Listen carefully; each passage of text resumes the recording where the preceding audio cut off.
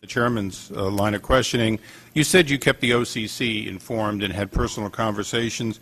Can you explain, from your own information you provided to us, why Brian Peters of the Federal Reserve Bank in New York would say, given the presence of the OCC on the call, I think we should not discuss or reference the call with Ken Lewis and Paulson?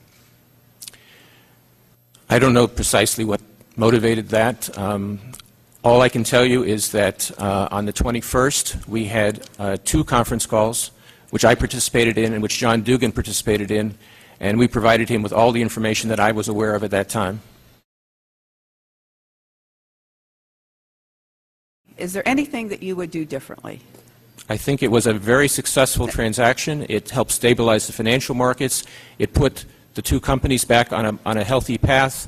It's protected our economy, and it was a good deal for taxpayers.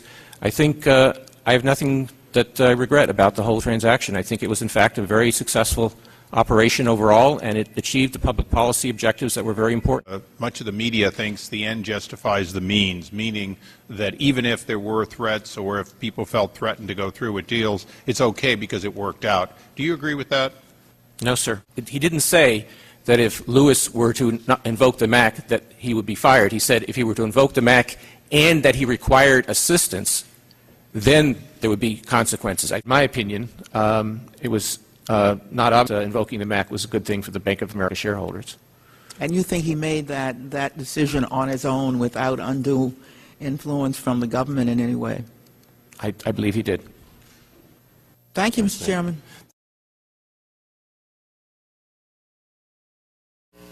The Federal Reserve Board of New York then provided $85 billion in a loan to AIG.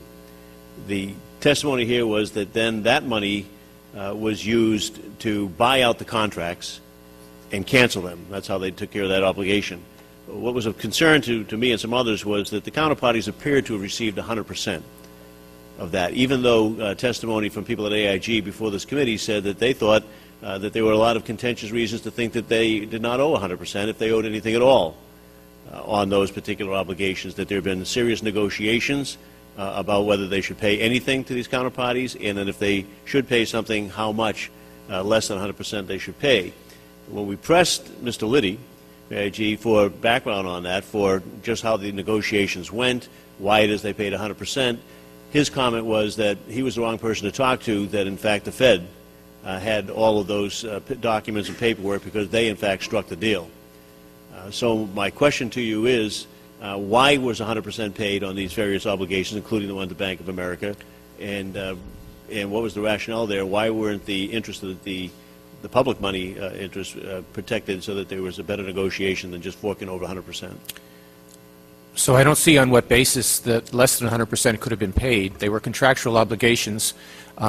Failure to pay them would have allowed the creditors to force bankruptcy. Will you produce to this committee copies of all the credit derivative contracts that AIG Financial Products Corporation had with those third-party counterparties, including all the details of the terms and conditions of the contracts, all documents and correspondence regarding the creation of Maiden Lane 3, the special purpose vehicle that was created by the Fed to do these transactions, and including the negotiations that went on for that, and then all documents and correspondence concerning the management and oversight of Maiden Lane Trust, so that we can get a look at those documents and make an assessment on that.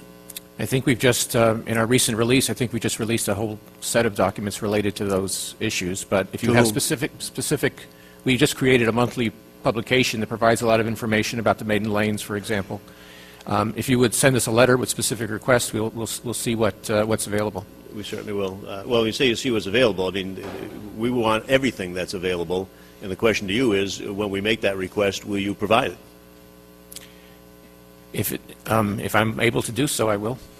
Thank you. I want to go back to the October 13th initial meeting that my understanding is you, Mr. Paulson, Ms. Baer, Mr. Geithner had the 9 biggest banks come here to Washington. Was that meeting was that something you and Mr. Paulson decided needed to happen, or was that your call, his call? How'd that happen? My recollection is Mr. Paulson's decision, but we all participated in that meeting. Okay. Mr. Lewis, his testimony a few weeks ago, he said the meeting He described the meeting as the 4 of you on one side, the 9 CEOs of the banks on the other. They were given a form to sign where they had to write in the amount of TARP money, bailout money that they felt that was needed or that you suggested. The impression he left with this committee was that they had to comply. In fact, I asked him personally, I said, did anyone express any reservations at that meeting about accepting taxpayer money?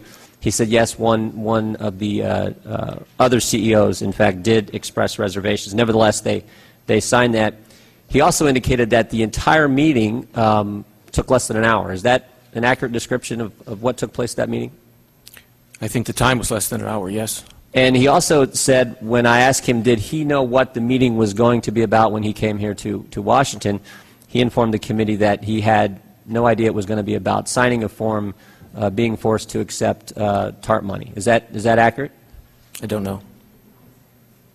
Well, let me ask it this way. Did you inform the 9 CEOs of the banks who were called to Washington that the meeting was going to be about them taking TARP money from the legislation that had just enabled that to happen, that frankly had just been passed less than 2 weeks prior to that? I was not in contact with the 9 CEOs. I think the Treasury was in contact with them. Do you believe that Mr. Paulson let him know what the meeting was about? I don't know. Okay. Mr. Bernanke, when did you know that you would not be able to go in and buy the toxic assets, the mortgage-backed securities? Because if you remember back, I mean, the whole package was sold to the United States Congress based on what you told members of Congress, what Mr. Paulson told members of Congress. Frankly, I asked this question, Mr. Eisler brought up Mr. Kashkari, I asked this question to him. You're a sharp guy, MIT graduate, PhD in economics. Mr. Paulson's a smart guy. Mr. Geithner's a smart guy. You convinced the Congress you could go in, you could put some value on these assets, you could clean them off the books, everything would be wonderful after that point. And yet, 10 days after we passed this, I mean, I didn't vote for it, but 10 days after we passed it, you bring the 9 biggest banks to Washington, don't tell them what the meeting's about, and you've completely changed strategy. So when did you know you would not be, did you know before Congress voted on it, or did you know after Congress voted on it, when you would not be able to go in and purchase these securities and do what you told us you were going to do? Well, we knew after. One of the problems was that the... But here's what I want to understand. This was a month-long deal, because I remember the first conference call we listened into as members of Congress was in September. You had a whole month, and yet within 10 days... the strategy, probably within a few days, the strategy. So you had a whole month leading up to this, convincing the Congress you could do this. And yet within 10 days, complete change. And yet you're bringing 9 banks to Washington, not telling them what it's about, not telling them you're going to force them to sign a form, take taxpayer money, completely change strategy.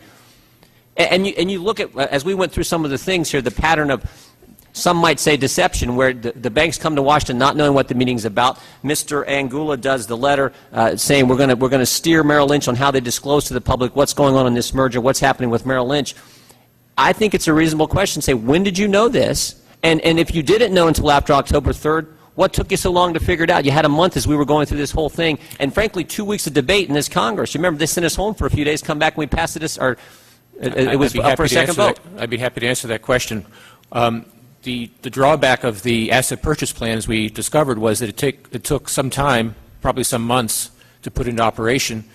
We thought perhaps that would be possible, but unfortunately the banking situation is very quickly a banking crisis, and the only way to stop the crisis from spreading and creating a huge problem was to inject capital, to have guarantees, and to take the various steps we took. So this was the only way to do it as quickly as was needed, given the way the situation changed. So what changed financial situation between October 3rd and October 14th?